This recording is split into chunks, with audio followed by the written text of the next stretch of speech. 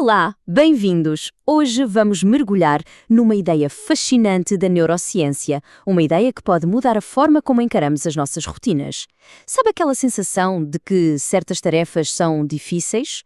Pois vamos descobrir porque é que o nosso cérebro cria essa sensação e, mais importante, como podemos virar o jogo a nosso favor.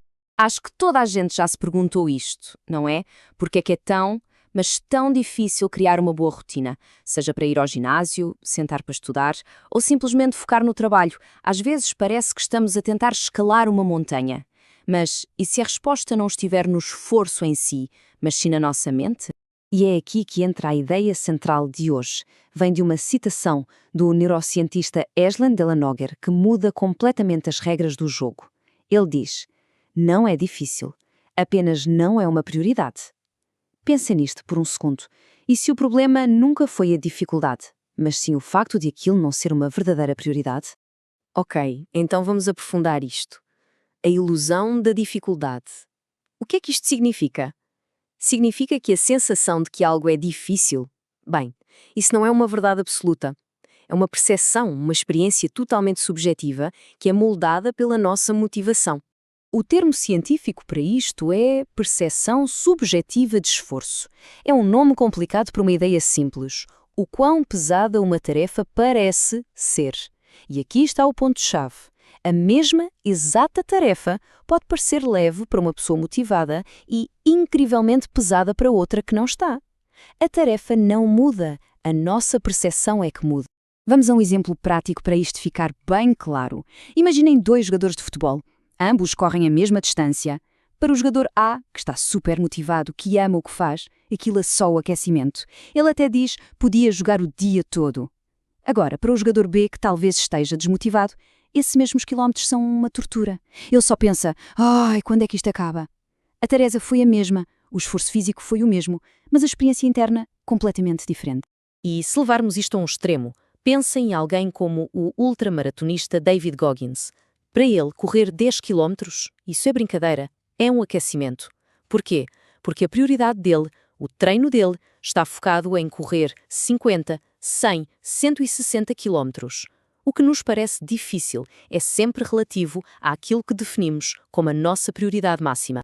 Agora, um ponto muito, mas muito importante. É crucial entender que este raciocínio sobre motivação não se aplica a condições psiquiátricas diagnosticadas.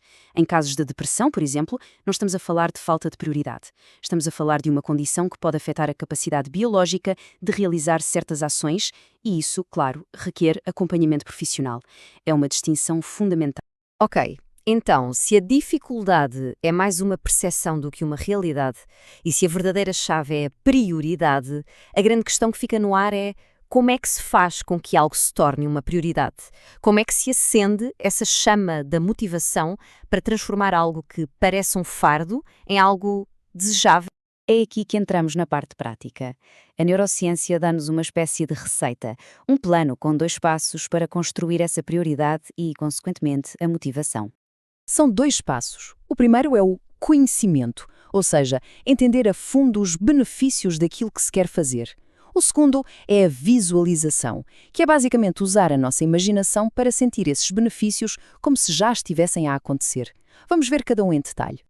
Ok, passo 1. O poder do conhecimento. E isto pode parecer básico, mas o seu impacto é muitas vezes subestimado. A lógica é esta. É muito difícil ter motivação para algo cujos benefícios não se entende de verdade. Não basta saber que exercício faz bem. Para a coisa pegar, é preciso ir mais fundo. É preciso aprender o que é que acontece mesmo dentro do corpo. Procurar saber o porquê por trás do o quê. É esse conhecimento que transforma uma tarefa chata numa missão com propósito. Muito bem, já temos o conhecimento. Agora vamos para a segunda ferramenta, que é talvez a mais poderosa de todas, a técnica da visualização. Visualização ou mentalização, o que é isto afinal? É simplesmente usar a nossa imaginação de forma focada para tornar um objetivo futuro ou até um processo interno do corpo em algo real e palpável, agora. É como dar ao cérebro uma amostra da recompensa antes mesmo de a ter conquistado. E olhem só esta citação do próprio neurocientista. Ele diz: às vezes, quando estou a treinar, imagino-me dentro do meu próprio músculo. Isso dá-me muita motivação. Isto mostra que não é só pensar, vou ficar em forma. É muito mais profundo. É criar um filme mental sobre o que está a acontecer dentro de nós. Então, como é que isto funciona? Bem, enquanto se está a treinar, é possível imaginar as fibras musculares a serem desafiadas e, logo de seguida, a reconstruírem-se mais fortes do que antes. É visualizar o coração a bombear aquele sangue rico em nutrientes, a levar vida e energia a cada parte do corpo. E dá para ir ainda mais fundo, imaginar as células a criarem novas mitocôndrias, que são as nossas pequenas fábricas de energia, ou seja, mais vitalidade para o dia a dia. E por fim, é ver o cérebro a ficar mais desperto, mais focado, com aquele boost de cortisol e noradrenalina. De repente, o esforço deixa de ser só dor e passa a ser este processo biológico fascinante que estamos a comandar. E esta técnica não serve só para visualizar o processo. Também funciona e muito bem para visualizar o resultado final. Se está a correr, imagina a sensação de cruzar a linha de chegada. Se está a fazer uma tarefa mais chata, imagina a sensação de sucesso, de dever cumprido. Essa imagem mental do futuro é o combustível que nos ajuda a atravessar o desconforto do presente.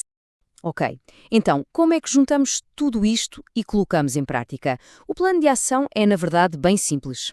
Vamos resumir em 3 passos. Primeiro, reenquadrar. Lembre-se, não é difícil, é só que ainda não é uma prioridade. Segundo, priorizar. Como? Usando o conhecimento para entender os benefícios profundos. E terceiro, motivar. Usar a visualização para sentir o processo e o resultado, para tornar tudo isso real na mente. Agora.